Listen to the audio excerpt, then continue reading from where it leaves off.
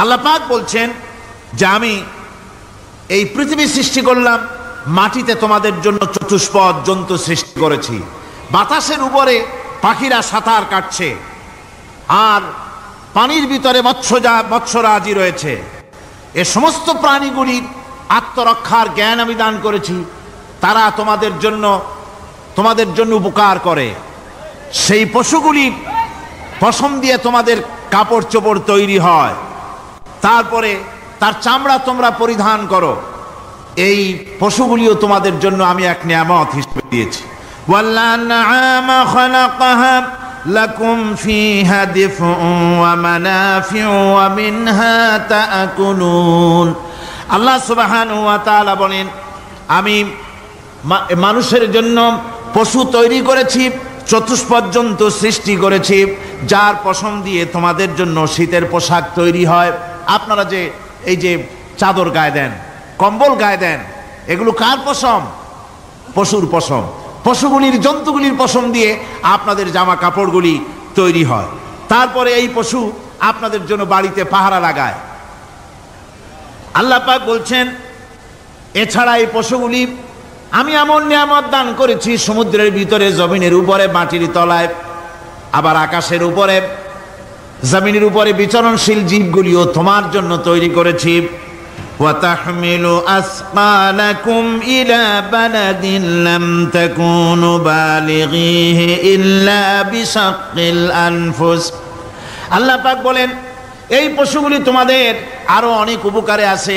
তোমাদের বোঝাগুলি, বড় বড় বোঝাগুলি তারা এক শহর থেকে আর এক শহরে, দূর থেকে দূরান্তরে পিঠে করে তারা বহন করে নিয়ে যায়, যা তোমরা বহন করতে পারতে না। তোমাদের জন্য দারুণ কষ্ট হতো, মুসিবত হতো। এই ধরনের বোঝাগুলি, পশুগুলি তোমাদের জন্য বহন করে নিয়ে যায়। গাধা, ঘোড়া, হাতি, আপনাদের বোঝাগুলিকে, বিরাট বিরাট বোঝা যা টানতে ট্রাক লাগে, মানুষের জন্য কষ্ট হয়, এই বোঝাগুলিও এই পশুর দ্বারা আল্লাহ পাক বহন করায় থাকেন। আল্লাহ পাক বলছেন, ইন্না রাব্বাকুম লারাউফুর রহিম। নিশ্চয়ই তোমাদের রব, তিনি তোমাদের প্রতি অত্যন্ত দয়াশীল, তার দয়া পৃথিবীর চতুর্দিকে ছড়িয়ে আছে। তিনি আমাদেরকে এ কোরআন নাজিল করেছেন, এ কোরআন আমাদেরকে শিক্ষা দিয়েছেন এমন এক রহমান, যার দয়া পৃথিবীর চতুর্দিকে সর্বত্র ছড়িয়ে আছে। আল্লাহর দয়া চতুর্দিকে কি ছড়িয়ে আছে কোন? আল্লাহর দয়া, আল্লাহর মোহব্বত, আল্লাহর করুণা সর্বত্র ছড়িয়ে আছে। আল্লাহ পাক বলছেন, পশু সৃষ্টি করলাম, পশুগুলি তোমাকে পাহারা দিল, তার গোশত তোমরা খেলে, তাকে দিয়ে তোমরা মাল বহন করলে, তার পশম দিয়ে জামা কাপড় বানালে। আরো দেখো কি করলাম এই পশু দিয়ে, ওয়া ইন্না লাকুম ফিল আনআমি লাইবরা নুসকিকুম মিম্মা ফি বুতুনিহি মিন বাইনি ফারসিন ওয়া দামিন লাবানান খালিসান সাইগান লিশ-শারিবিন। আল্লাহ রাব্বুল আলামিন বলেন, চতুষ্পদ জীবের মধ্যে বুদ্ধিমান ব্যক্তিদের জন্য নিদর্শন রয়েছে। যারা বুদ্ধিমান তাদের জন্য নিদর্শন রয়েছে। দেখো, তোমার গাভীগুলি, এগুলি জমিনের ঘাস খেলো, এই ঘাস খাওয়ার পর তার শরীরের ভিতরে রক্ত তৈরি হলো, পেশাব হলো, ময়লা হলো। সেই পেশাব, ময়লা, রক্ত ইত্যাদির ভেতর থেকে আমি তোমাদের জন্য দুধ তৈরি করে দিলাম। যেখান থেকে পেশাব বের হলো, পায়খানা বের হলো, তার পাশের থেকে স্বচ্ছ, সুন্দর, সুমিষ্ট, সুস্বাদু দুধ আমি তোমাদের জন্য বের করে দিলাম। সুবহানাল্লাহ বিহামদিহি। দেখুন, এই দুধ আল্লাহ পাক তৈরি করলেন। কাগজ তৈরি হয় যে মিল, কলকারখানায়, পেপার মিল, আপনারা যদি কোনো পেপার মিলে জানতো, যে দেখবেন কাগজ তৈরি হয় গাছ দিয়ে। এই গাছগুলি মিলের মধ্যে, মেশিনের মধ্যে ঢুকানো হয়। মেশিনের ভিতরে গাছটা ঢুকে মেশিনের তাপে, বৈদ্যুতিক তাপে এই গাছগুলি গলে যায়, পানি হয়ে যায়। তারপরে ছাকনা থাকে, নেট থাকে, কয়েকটা নেট থাকে। সেই ছাকনাগুলির ভিতর থেকে ছেঁকে এরপরে সেই পানিটা চলে আসে প্লেটের উপরে, এসে আস্তে আস্তে শক্ত হতে হতে সেটা কাগজে পরিণত হয়ে যায়। পানিটা আস্তে আস্তে কাগজে পরিণত হয়ে যায়। তো এই কাগজ তৈরি করতে গিয়ে কাগজটা থেকে যে ছাকনাগুলি দেওয়া হলো, নেট দেওয়া হলো, যাতে করে কোনো আবর্জনা না যায়, সেজন্য এতগুলি নেট সিস্টেম আছে, এতগুলি সাকনার সিস্টেম আছে। কিন্তু তারপরেও এত সাবধানতা সত্ত্বেও আমরা দেখি কাগজে লিখতে গেলে কাগজের মধ্যে নিপের সাথে অ্যাক্সিডেন্ট হয়ে যায়, এ ধরনের আবর্জনা কাগজের মধ্যে দুই একটা থেকে যায়, অনেক কাগজের মধ্যে এরকম পাওয়া যায় কিনা ভাই? এবার আপনি দেখেন, কাগজ তৈরি করার জন্য মিল কলকারখানার ভিতরে পেপার মিলে এতগুলো নেটের ব্যবস্থা থাকে, সাকনার ব্যবস্থা থাকে, তারপরেও আবর্জনা কিছু কাগজের মধ্যে চলে আসে, দুই একটা থেকে যায়। কিন্তু ঘাস খেলো, কুটা খেলো, খড় খেলো, ভুসি খেলো, তুষি খেলো, গাবিতে খেলো, খাওয়ার পরে আল্লাহ রাব্বুল আলামিন এ দিয়ে দুধ বানালেন, এ দিয়ে পায়খানা হলো, পেশাব হলো, রক্ত হলো। দুধ যখন দহন করলেন, দুধ দহন করার সময় একটা ঘাসের কণাও কি তার মধ্যে পেয়েছেন? পাওয়া গেছে? যায় নাই। অথচ দুধ থাকে যে বাটের মধ্যে, ওটা কি বলেন? ওলান বলে নাকি? যে ওলানের ভিতরে দুধ থাকে, ওইটা কাটে দেখেন, জবাহ করে, গরু জবাহ করে ওলানটা কাটে দেখেন, ওর ভিতরে কোনো নেট আছে, কোনো জাল আছে, কোনো ছাকনার ব্যবস্থা আছে? কিচ্ছু নাই। সুবহানাল্লাহ কইতে ইচ্ছে করে না ভাইরা? আল্লাহ রাব্বুল আলামিন বলেন, এইভাবে করে পশুর ভিতরে তোমার জন্য কত, এক পশুতে কত উপকার করলাম, গোশত খাওয়ালাম, চামড়া দিয়া জামা বানায় দিলাম। প্রচন্ড শীত পড়ে যেখানে, কানাডায়, ইউরোপে, আমেরিকায় প্রচন্ড শীত পড়ে কোন কোন এলাকায়। দক্ষিণ আমেরিকায় কানাডার একটা এলাকা আছে যেখানে এবার আমি সফর করে এসেছি। 12 মাস বরফ পড়ে সেখানে, বরফ আর বরফ ছাড়া কিছু নাই, সমস্ত রাস্তাঘাট সব বরফ আর বরফ। সেখানে এই প্রচন্ড শীতের ভিতরে মানুষ কিভাবে থাকবে? সুতা দিয়ে তৈরি করা কাপড়ে শীত কিছুতেই মানতে পারে না। আমি তো গেছি এমন এক জায়গায়, কানাডা এবং আমেরিকায় যেখানে ছিলাম, সেখানে শীত ছিল -11 টেম্পারেচার, -11। এখন বোঝেন যে ঠান্ডাটা কি পরিমাণ। মুখের থেকে থুতু ফেললে আপনি চেহারা ফিরাতে পারবেন না, এর মধ্যে আপনার থুতু বরফ হয়ে যাচ্ছে। এই রকমের প্রচন্ড ঠান্ডায় সব রকমের কাপড় চোপড় যা ছিল এগুলো সব কিনিয়া গায়ে দিয়ে আমি 1-3 হয়ে গেছি ফুলিয়া। তারপরেও আমার মনে হচ্ছে ঠান্ডা আমার হাত দিয়ে স্পর্শ করতেছে। তাহলে বরফের দেশ যেটা, এস্কিমোরা যেখানে বাস করে, সেই মানুষগুলির অবস্থা কি? ওই এস্কিমোরা যেখানে বাস করবে, 12 মাস যেখানে বরফ পড়বে, ওই জায়গার মানুষগুলো কি করে, কি গায়ে দিয়া বাঁচবে? এ পরিকল্পনা, এই চিন্তা দুনিয়ায় কেউ করে নাই, রহমান করেছেন। আল্লাহ রাব্বুল আলামিন পশু তৈরি করেছেন, পশুর গায়ে পশম দিয়েছেন, চামড়া দিয়েছেন। সেই জায়গার মানুষগুলি চামড়া দিয়া জামা তৈরি করে গায়ে লাগায়, শীত ঢোকে না। সুবহানাল্লাহ বিহামদিহি।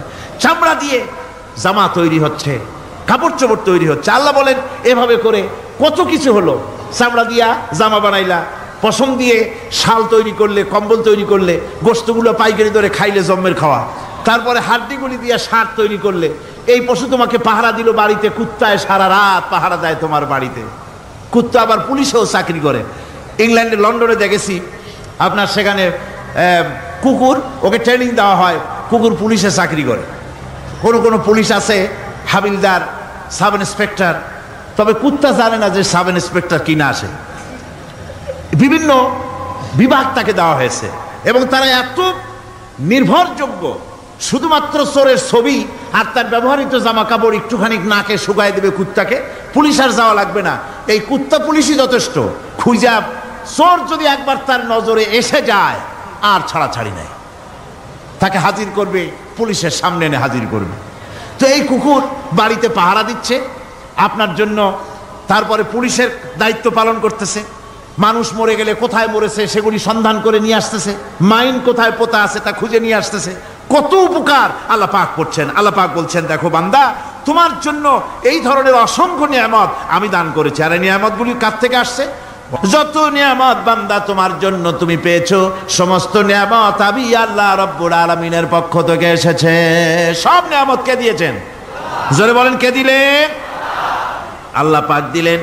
আল্লাহ পাক বলেন, এইভাবে করে আমি আমার নিয়ামত দিয়া, রহমত দিয়ে তোমাকে আমি সৃষ্টি করেছি, তোমাকে লালন পালন করতেছি। একটি মানুষ যতই সংকীর্ণ এবং অসভ্য জীবন যাপন করুক না কেন, সে পৃথিবীতে যেখানে বসবাস করে সেখানে বসে সে অন্তত তার চতুর্দিকে কত নিয়ামত সে লাভ করতেছে তা সে চিন্তা না করে পারে না। সে যদি চিন্তা করে তাহলে অবশ্যই এগুলি তার জ্ঞানের মধ্যে আসবে। একজন কৃষক, সে নির্জন একটা কুটিরে বাস করে, সে আল্লাহর সৃষ্টি নৈপুণ্যতা বুঝুক আর না বুঝুক, আকাশ কেন সৃষ্টি হলো, জমিন কেন সৃষ্টি হলো, এই কথা যদি জিজ্ঞাসা করা হয় কৃষককে, সে তো ভালো করে তা বুঝবে না। কিন্তু অন্তত এতটুকুন কথা একটা মূর্খ, একজন চাষি যে প্রত্যন্ত একটা অঞ্চলে বাস করে, একটা নিবিড় পল্লীতে বাস করে, অজ পাড়াগায় বাস করে, কোনো শিক্ষার আলো পৌঁছায় নাই, স্কুল নাই, কলেজ নাই, বিদ্যুৎ নাই, হসপিটাল নাই, রাস্তা নাই, টেলিফোনের ব্যবস্থা নাই, এমন একটা জায়গায় একটা নিরেট, একটা মূর্খ, একটা চাষি একটা ঘরের মধ্যে বাস করে। সে পৃথিবীর আল্লাহর সৃষ্টি নৈপুণ্যতা আর কিছু বুঝুক আর না বুঝুক, এতটুকুন কথা তো সে বোঝে যে আমি যদি অসুস্থ হই তাহলে এই গাছপালার পাতা শিকড় বেটে খেলে আমি রোগমুক্ত হয়ে যাই। আমি প্রচণ্ড রৌদ্রে যখন পুড়ি গাছের তলায়, আমি ছায়া নিলে পরে আমি তখন আরাম পাই, ঠান্ডা পাই। এই গাছগুলি তার তরুণ বয়সে আমাকে ফল দেয়, গাছ যখন বড় হয় তখন সে আমাকে ছায়া দেয়। এই গাছের তক্তাগুলি দিয়ে, গাছ দিয়ে কাঠ হয়, তা দিয়ে তক্তা হয়, তা দিয়ে খুঁটি হয়, তা দিয়ে আড়া হয়, তা দিয়ে নৌকা হয় ইত্যাদি সে বুঝতে পারে। তাছাড়া এই গাছ যখন বুড়ো হয়ে গেল, শুকিয়ে গেল, তখন এই গাছ দিয়ে আগুন জ্বালায়া আমি রান্না বান্না করি। গাছ এত আমার উপকার করছে, তার দ্বারা উত্তাপ পাই, আলো পাই, এত কিছু পাই। একটা মূর্খ লোকও চিন্তা করলে এতগুলি জিনিস সে অনুভব করতে পারে, এবং এরপরে তার চিন্তা চলে যায় যে এই সমস্ত নিয়ামত এমনি এমনি হয় নাই, নিঃসন্দেহে একজন এগুলি সৃষ্টি করেছেন, তার নাম আল্লাহ। তার নাম কি? তার নাম রহমান। যারা বলেন তার নাম কি? রহমান। তিনি সৃষ্টি করেছেন, তিনি এগুলি দান করেছেন। এই বৃক্ষরাজি আল্লাহ পাক বলছেন, নিল্লাযী জাআলা লাকুম মিনাশ শাজারিল আখদারি নারান ফাইযা আনতুম মিনহু তুকিদুন। আল্লাহ রাব্বুল আলামিন বলেন, সেই দয়াময় আল্লাহ রাব্বুল আলামিন গাছ সৃষ্টি করেছেন, আর এই গাছগুলি সৃষ্টি করে দিয়েছেন তোমাদের কাজের জন্য, যা দিয়ে তোমরা আগুন জ্বালাও, চুলা জ্বালাও, রান্না বান্নার কাজ করো। ওয়া রাহমাতি ওয়াসিআত কুল্লা শাই, আমার রহমত ঘিরে আছে আমার গোটা পৃথিবীকে, সর্বত্র আমার রহমত আর রহমত। এই কোরআন শরীফ শিক্ষা দিয়েছেন তিনি আর রহমান আল্লামাল কোরআন। এই কোরআন শিক্ষা দিয়েছেন সেই মহান আল্লাহ রাব্বুল আলামিন, যিনি হচ্ছেন রহমান, যার দয়া দিয়ে গোটা পৃথিবী পরিব্যাপ্ত হয়ে আছে। এক মুহূর্তের জন্য